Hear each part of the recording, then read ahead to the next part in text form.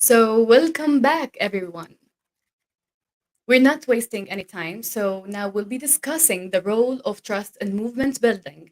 When we mention trust, many questions arise. How can we build greater trust across society in the face of the divisive projects of settler apartheid and in light of internal divisions increasingly exposed in an era of social media? Also, what lessons can we learn and adapt from other contexts? These questions and many more are going to be answered in this panel.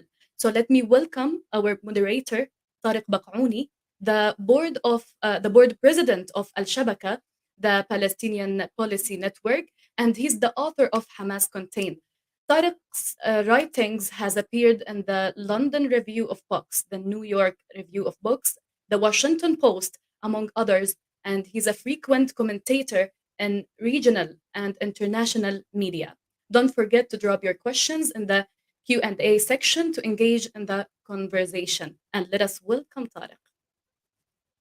Hello, Tariq. Hello, Salsabil. Thank you for this introduction. And thank you. I want to take a moment to thank Build Palestine for allowing us a space to come in this conference and to take up a panel, which I think is very important on the role of trust in movement building. This is a particularly important issue for us Palestinians at this stage in our struggle because over the course of the past year, there has been great developments in taking the Palestinian narrative and centering Palestinian voices, talking about apartheid and talking about settler colonialism beyond just Palestine on the global stage and in global media, particularly in Western media that had in the past been exposed and biased towards an Israeli narrative, and obviously which continues to be so. But as the Palestinian voices have expanded and been centered, there has also been an increasing backlash against Palestinians. We often refer to this as shrinking space. There are many attacks against the Palestinian narrative, which are aimed at creating divisions and fostering mistrust within the movement. Those external attacks are also reinforced and supported by internal divisions, where within the Palestinian movement itself and amongst allies, there have been often instances of division that have taken onto public platforms, including social media.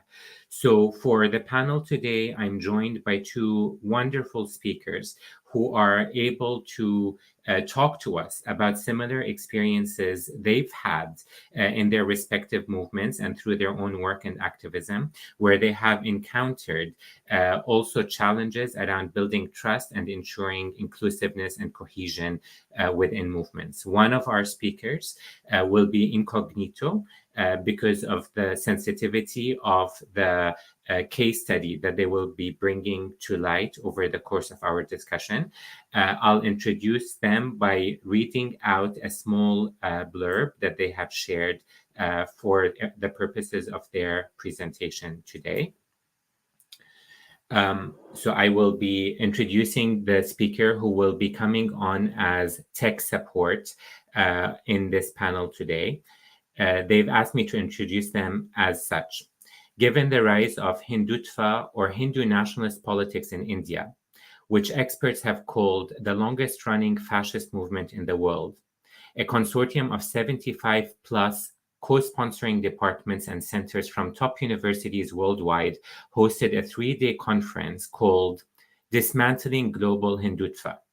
Given that the Modi regime in India has grown increasingly more repressive, including through attacks on international bellwethers like Amnesty International and Oxfam, it was no surprise that this conference came under overwhelming attack, both from state actors and their non-state paramilitary adjuncts. The immense pressure on the conference led to a variety of conflicts and fractures in the organizing coalition, but also rallied many new comrades to join in to lift up and carry the effort through to its conclusion. This case study shows both the adverse consequences of a lack of trust and how the crucible of such events leads to new solidarities. Speaking to this case study, Incognito will be the person whose pseudonym for today is Tech Support, and who has an intimate view of the entire proceedings. So tech support will give us an overview of this conference that they were a part of, and in so doing highlight the external forces that can create divisions and mistrust within the movements. And this obviously will be a case study focused on India. And our other speaker, Pascal, who has also joined this panel. I'll introduce Pascal briefly as she comes on stage. Pascal works as a researcher at McCann, a Palestinian-led nonprofit that advocates for Palestinian rights through education. She also researches identity in the African diaspora in her doctoral research at the University of London's School of Oriental and African Studies. She holds a Master's of Science in Human Rights from the London School of Economics and Political Science. You can read some of her work in Plus 972 magazine and Rights. Thank you both, Tech Support and Pascal, for joining us today. I'm going to start with Tech Support. The stage is yours. You have 10 minutes. Thank you, Tariq, for that introduction. It's a real pleasure to be here, to be a part of this conversation.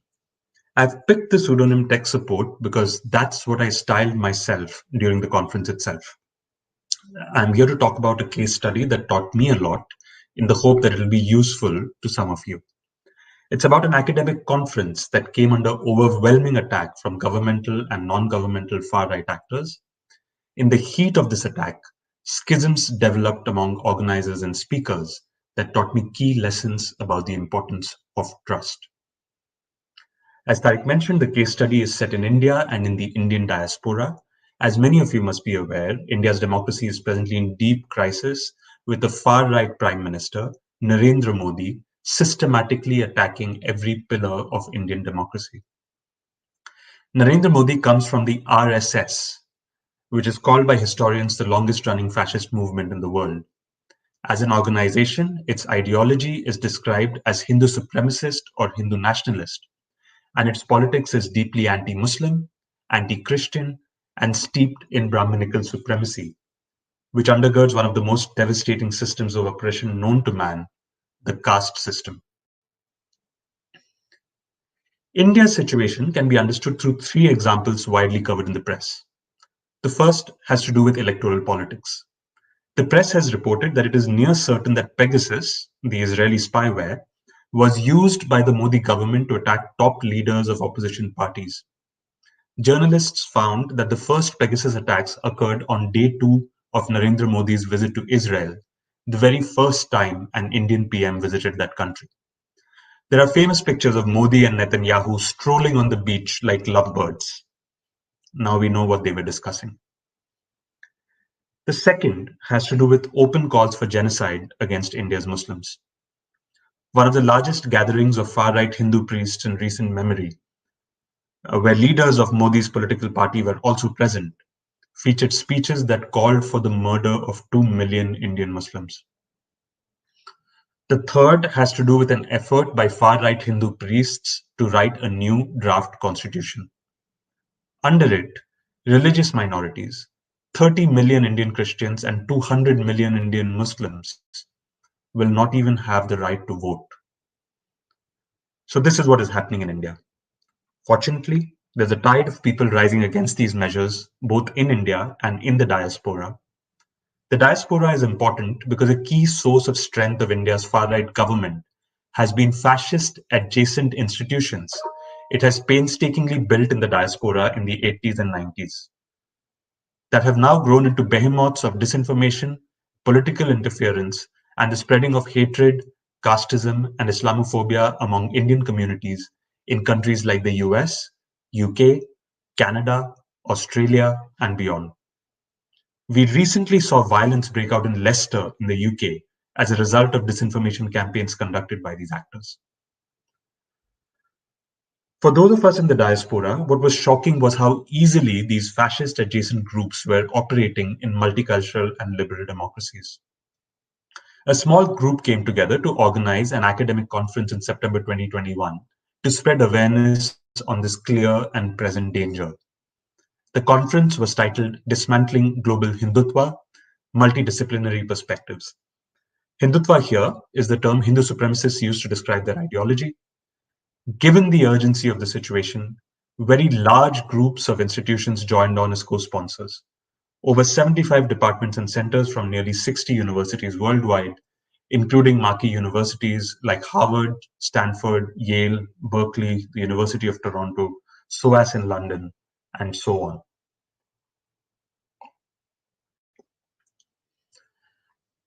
As can be imagined, Hindu supremacists were threatened by this high-profile conference. From the day the conference was announced, attacks began. Relentless attacks on social media, ministers in the Modi government making threats, and pro-regime propagandists in the media dedicating hours of primetime national television with millions of viewers to conspiracy theories around the conference. We were apparently part of a global Islamist, Christian, communist jihad. I can't even make this up. That was the favored line of these media houses. Mistakes were made by us in the organizing team, more than I can count. We should have anticipated the firestorm and prepared for it. One critical mistake we made that still keeps me up at night was to publicly announce the names of some of our high-profile speakers early on. This led to terrible attacks on them. One speaker was sent messages threatening her elderly parents. One particularly reprehensible attacker sent a speaker pictures of their 5-year-old son with threats to murder him. Death threats are not new, unfortunately, in the toxic landscape that we are in. But these were a little different because a far-right extremist Hindu organization called the Hindu Janjagriti Samiti, with a track record of murdering senior journalists, scholars, and activists, also made threats against the conference and its speakers. As can be imagined, some of our speakers were deeply unhappy with the way things were playing out. They made demands of us to open a direct channel with the press to counteract some of this disinformation. But at exactly the time they made this request, all our internet assets were also attacked, from the conference website to the main conference email address. The small team, a volunteer team organizing the conference, was overwhelmed and was unable to deliver on the request. As a result, key speakers dropped out of the conference. Some of these had been known to organizers over decades. These were old colleagues, even exceptionally close friends.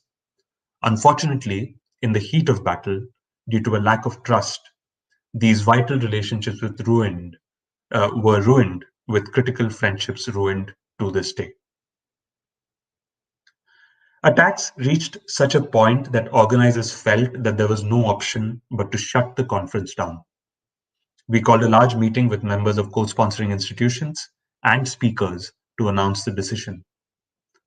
It was not a decision taken lightly. The conference by now had accumulated millions of impressions on the internet and had received tens of thousands of registrations and reams of press. The chilling effect of our decision would mean emboldening far-right actors. It threatened to set us back by years. It was at this moment that we saw the other side of this trial by fire. When our speakers heard that we were thinking of shutting down the conference, one of them said, "I have fought these fascists all my life. I am not going to take a single step back. Even if I'm the only person speaking at the conference, I will still do it." Other speakers too, some of them who were most at risk, said they will not yield. A large group of co-sponsoring academics also came forth and took up key organizing duties. I'm proud to say now that the conference was held, and even though many speakers had to back out, citing legitimate security concerns, many more signed up to speak. At the end, we had a full roster of panels with 9 panels and 30 plus experts speaking across 3 days. Millions of people tuned into the conference Twitter feed from around the world, with tens of thousands joining live. But of course, the attacks also continued. There were multiple points at which one or another organizer gave in to the terror and made attacks against other organizers, demeaned comrades, or spread paranoia. Terrible as the external attacks were, they would at least get our backs up, and motivate us to keep on fighting. It was the internal recriminations that were much, much harder to deal with.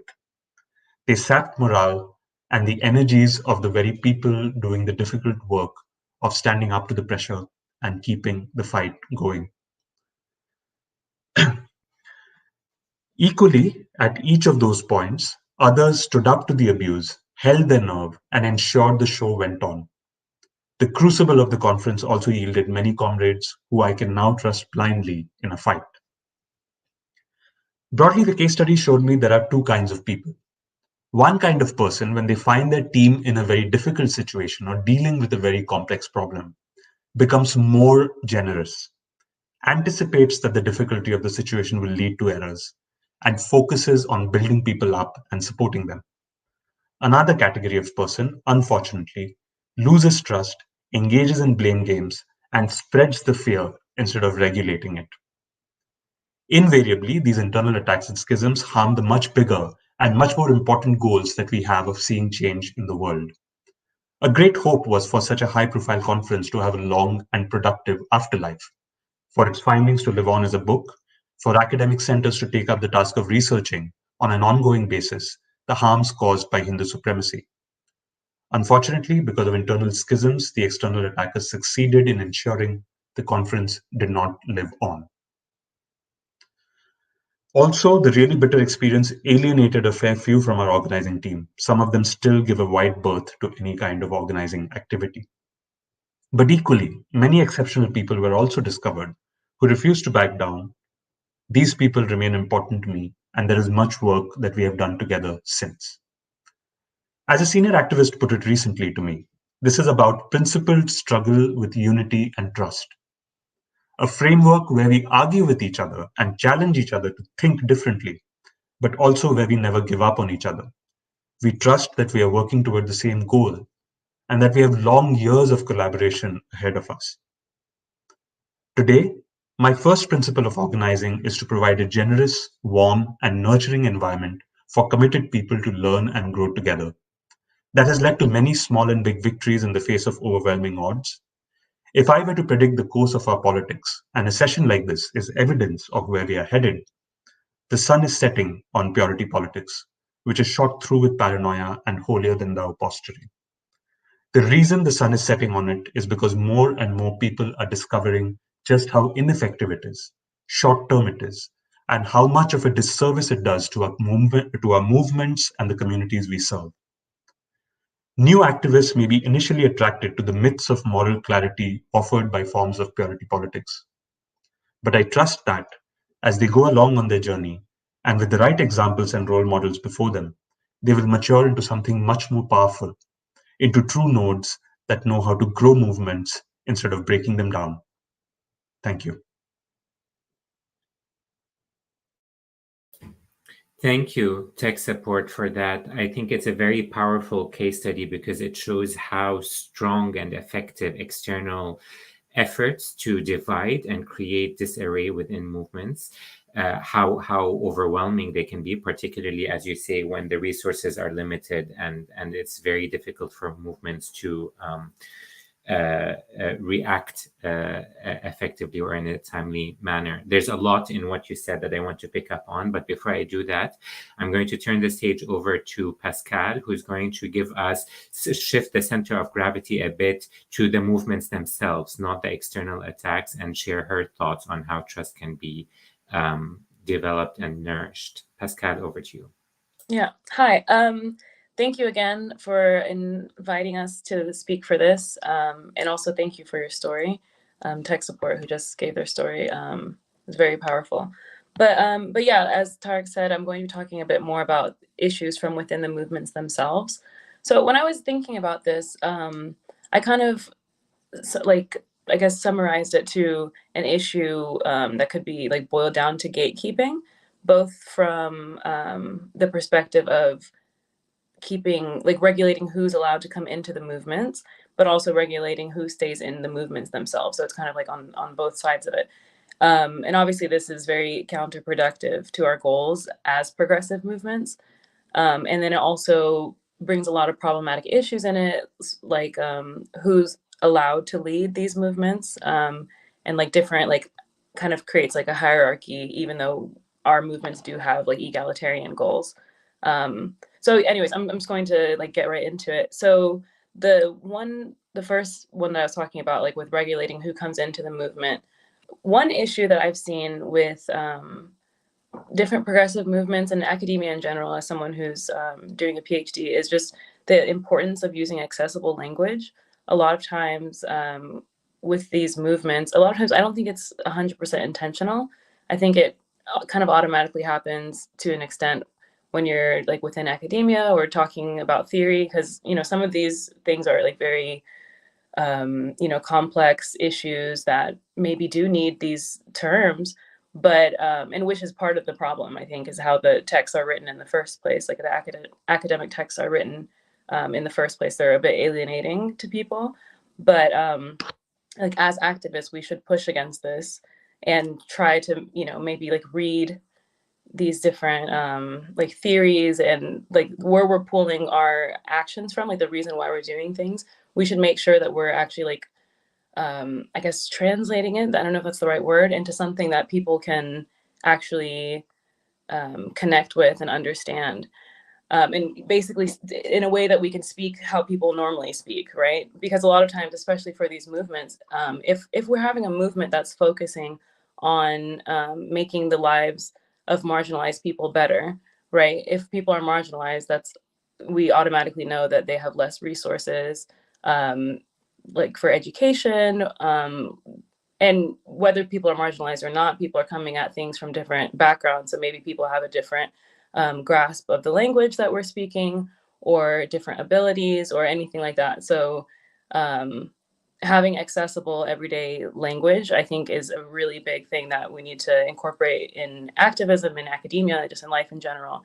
Because the point of it is education, and the point of it is to change and actually make the world a better place. And we have to make sure that people can actually understand us if we're doing that.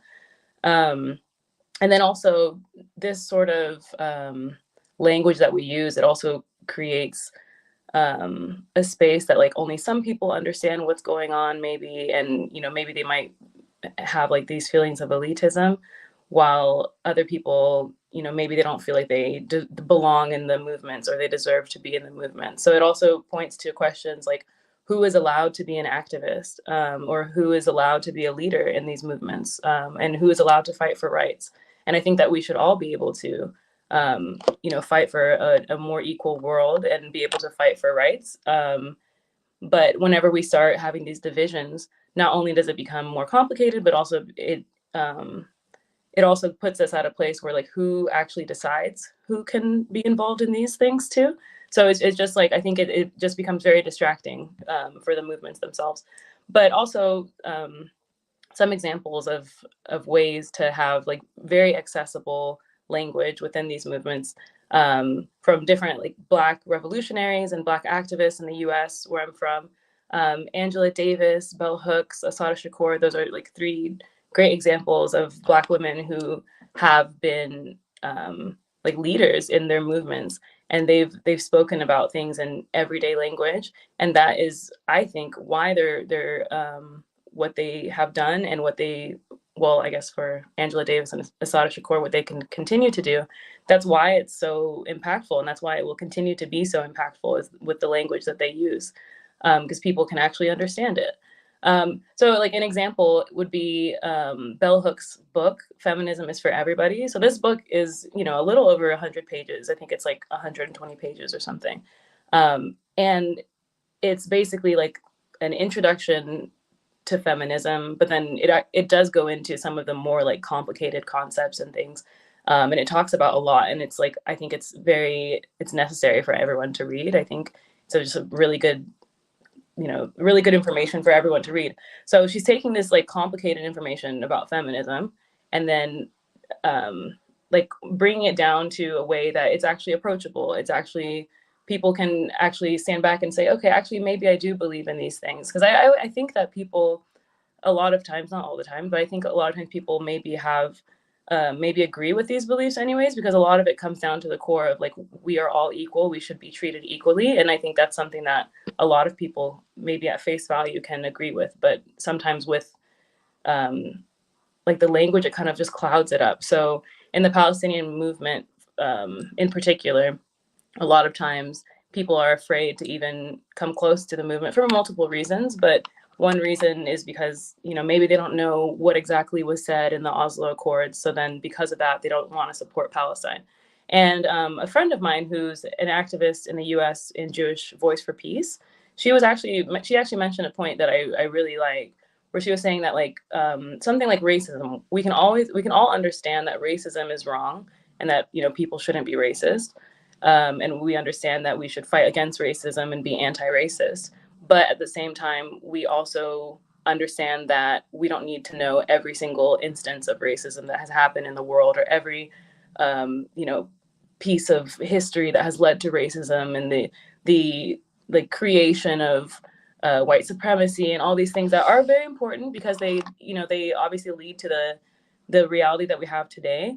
But that's not the point, right? It's not the point of the movement itself. And then because of that, no, you don't really hear people say, oh, well, I would stand against racism, but I just don't really know all the details of how white supremacy started. People are able to just come to the movements and then learn about them afterwards. So I think that's something that we can also adopt in our movements as well. Because I think that this information is important.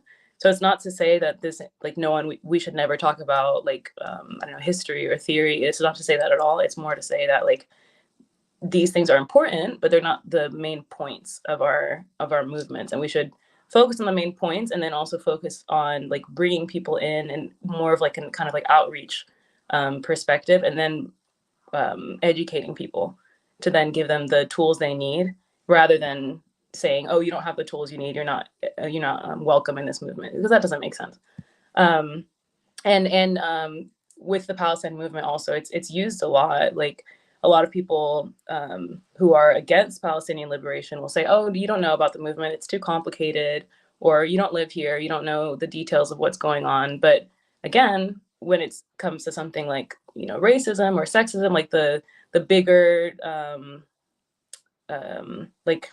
all-encompassing umbrella issues, I guess, which obviously are very complicated, we never think, oh, you can't stand for Black Lives Matter, you don't know all the details about racism, even though I'm sure maybe someone says that. But so I think that's an important point to make. And then also, it's also important for us to focus, what are our movements actually about, right? So the Palestinian Movement for Liberation is about Palestinian liberation.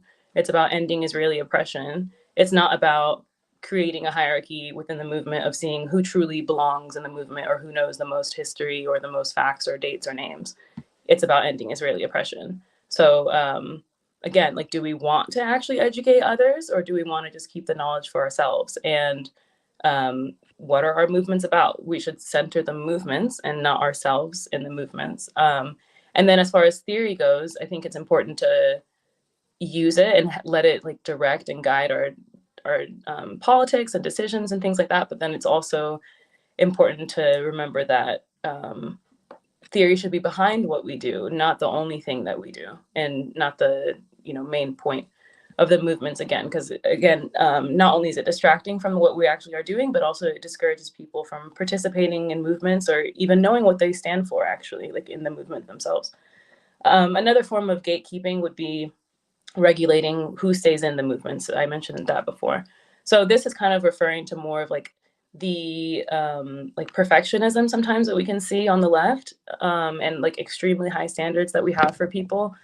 And sometimes people refer to this as canceling, but I feel that has other it has other meanings now at this point. So maybe not necessarily canceling, but ostracizing people, right? That's not what our movements are about at all, especially as progressive movements. And also, this is not a form of education. We're not actually helping people. We're not actually making the world a better place by throwing people away once they do things that are wrong, which even if they are very wrong, that's not how we should move forward. And they're very self-destructive. These actions are very self-destructive. And that's obviously what our oppressors want us to do, is to, just fall apart within ourselves before we even get out. And we obviously lose focus of what we're doing. And a lot of times people, will spend their time responding to people from the other side of whatever movement you're in, or managing it within, and in the end that's not what we're supposed to be doing. I think a way moving forward for us to have a healthier, because I think that's a way to look at it, a healthier way of having these movements that doesn't focus on like throwing people away once they make a mistake or do something wrong, is focusing on a restorative justice model. So this is a model that's used in the prison abolitionist movement. So this movement is for like rethinking how we see punishment and rethinking how, honestly, how we see communities in general. So the focus is on healing and growing rather than, locking people away and creating even worse societies. And then, so if we bring that into our movements, when real wrong has been done, we need to, have multiple steps, of course, to recognize that, someone was actually harmed in the process. So it's important to take responsibility of harm that was done, even if the person was harmed themselves before or during the moment. Create a safe space for everyone that's involved in this process. Try to repair as much harm as possible. And then the hardest part is reintegrating them into our communities, because we're trying to create the kind of world that we are waiting for, right? And that has to start with ourselves. I know it's like maybe cheesy or something, but that's honestly, like, any change starts with us and with our movements in themselves. Like, I think it's sometimes disappointing for progressive movements in general. I'm not specifically talking about one at this point, but a lot of progressive movements or movements on the left were so harsh to each other. And yeah, we would consider, a lot of us would consider ourselves abolitionists, like against the way prisons exist, or against prisons in general, against the concept of prisons. But then we turn around and in our own organizations, our own groups, our own personal lives, we do the same thing. We have the same model. It's not even justice model, but yeah, about like revenge and about just throwing people away. And it's so counterproductive, and it's like just so not what we actually stand for. So yeah, I think having a community-focused practice of justice that's ultimately rooted in love is the way forward. I have a few quotes to read just to talk about like this concept of love, like revolutionary love, right? So like a deep, strong love that has the power to change the world. So this is a quote from Bell Hooks. The moment we choose to love, we begin to move against domination, against oppression. The moment we choose to love, we begin to move toward freedom, to act in ways that liberate ourselves and others. And there's another quote by her that says, there can be no love without justice. So that also points to the fact that restorative justice is not about, just ignore what happened to you or ignore the wrongs that were done and move forward. It's actually about, no, this is justice and this is what we need to do in order to move forward in a healthy, community-focused way to uplift others and uplift the whole community and like move forward together instead of, cutting out who we think instead of cutting out the people we think that don't belong. Wow. Okay. Anyways. And then another quote, this is from Che Guevara. At the risk of seeming ridiculous, let me say that the true revolutionary is guided by a great feeling of love. It is impossible to think of a genuine revolutionary lacking this quality. And the last quote by James Baldwin, the world is held together. Really, it is held together by the love and the passion of a very few people. So yeah, this concept of revolutionary love and radical love is honestly, I think, should be a guiding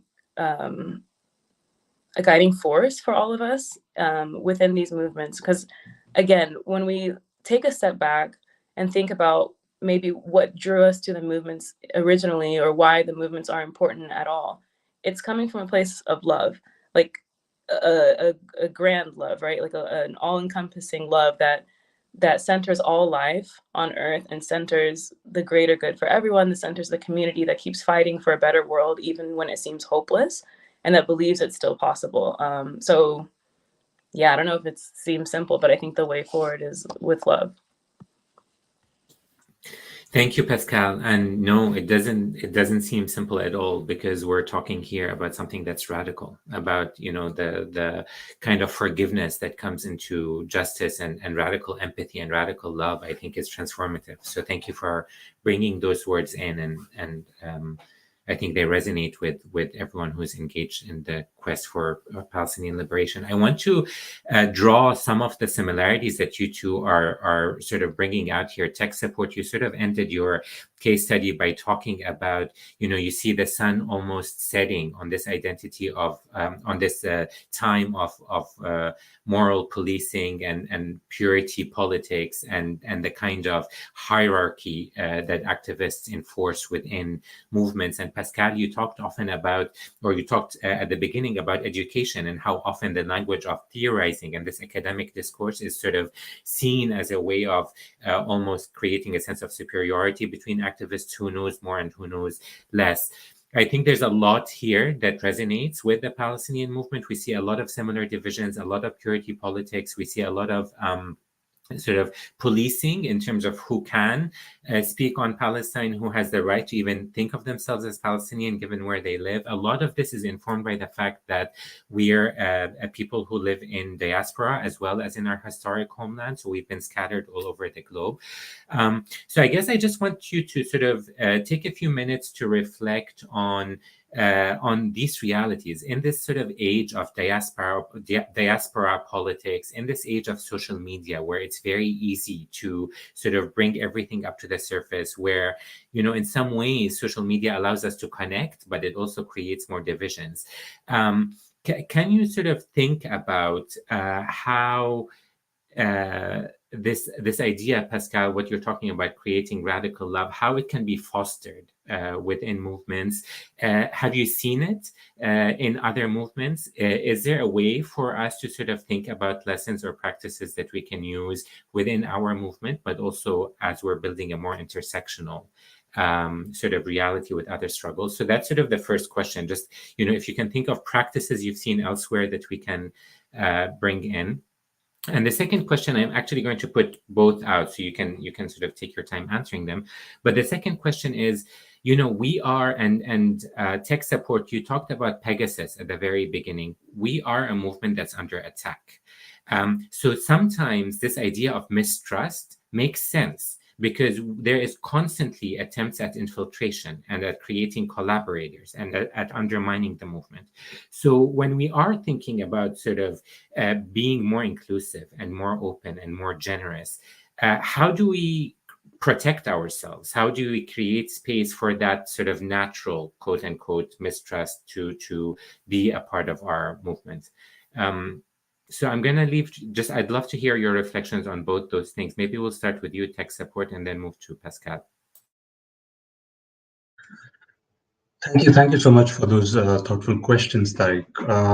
Yeah, I mean, and I'll just make it quick and focus on the practices. I mean, the things Pascal mentioned are so powerful. She pointed to the dangers of elitism, which is a great point. In terms of practices, I would say that one thing that a lot of people turn to when it comes to practices are more ceremonial practices. But I actually advocate against them. I mean, they're good, but they are pretty empty gestures if they're not backed up by the real work of building trust. And in terms of trust, I believe that that three things are very important. One is to lead with work. Right? If we contribute to the aims of our partners in meaningful and material terms, then that builds trust. So that's a very important. Instead of me, it's not the ceremonial gestures, it's the work that really builds trust. The second thing is sort of hygiene, but it's hard to do, which is constant communication. Do not leave anyone out of the loop of key bits of information, key decision making. It seems like wasted time because it's not the teeth end of our campaigns, but it is absolutely vital for the long term. And the third thing, I mean, Pascal's point of a restorative model of justice infused with love, right? The way I would put it is that we want to build a caring world, and that begins by caring for one's colleagues and one's partners. This includes care when critiquing. The option of public shaming should be reserved for the real bad faith actors. Partners should be engaged. You shouldn't shame them. Social media, right? The point that you mentioned, Tariq, I believe that social media is what social media is designed to encourage. Hot takes and short messages devoid of context. It's an absolute disaster when it comes to building trust. I think the only good uses of social media are, for those longer posts with lots of links and discovering new colleagues and comrades. That's pretty much the only use I've found of social media, really, in terms of our movements. I also want to speak very quickly to one set of behaviors that I think most completely erodes trust. And this is what psychologists call taking behaviors.